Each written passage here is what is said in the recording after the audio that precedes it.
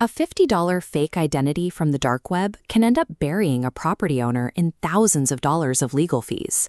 The shift toward remote work means people are sending rental applications across the globe, signing leases for apartments they have never stepped foot inside. Standard U.S. tenant screening services check domestic credit history, criminal records, and court filings. They are designed to flag local risks, not international ones.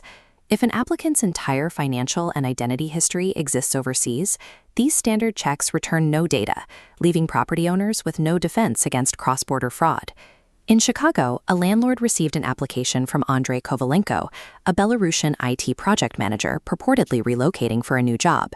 Andrei claimed he couldn't view the property in person and needed to sign within 48 hours, but he offered to pay 6 months of rent completely upfront to settle any concerns. The landlord had been renting property for 15 years, and he had never seen an application this clean. Real people usually make mistakes. They miss a document, or their employer makes a typo. Genuine records usually contain small inconsistencies. Andrei's application was a seamless file that left the landlord with nothing to question during a quick review, a degree of perfection that rarely happens by accident.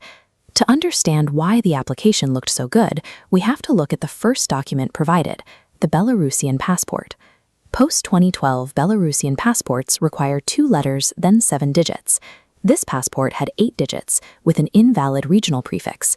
At the bottom, the machine-readable zone shows uneven, jagged gaps between characters, a hallmark of manually edited digital files.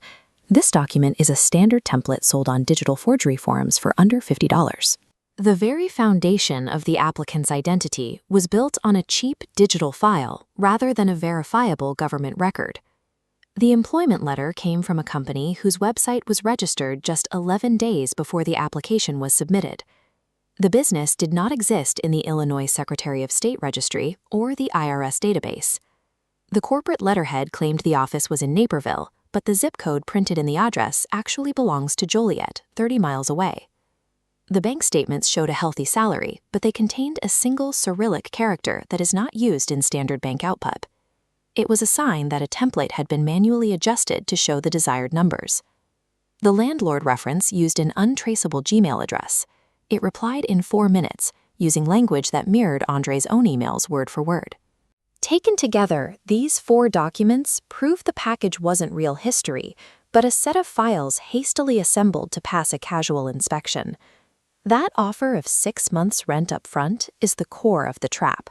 It is a mirage designed to create enough urgency that the landlord skips the deeper verification steps. When the time comes to pay, the wire transfer either never arrives or is sent from a stolen account that will eventually be flagged by the bank. The moment the tenant gets the keys and gains possession of the property, the fraudulent bank transfer is forcibly reversed.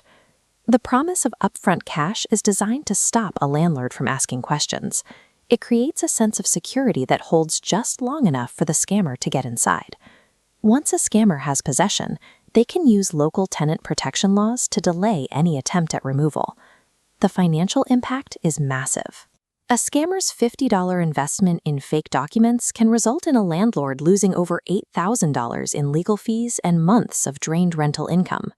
This case proves that standard background checks are no longer enough when dealing with applicants whose history is entirely overseas. To stay protected, you have to verify foreign data at the source. If a deal feels too good to be true, it almost always is. In a digital economy, a flawless facade is the cheapest part of an incredibly expensive trap.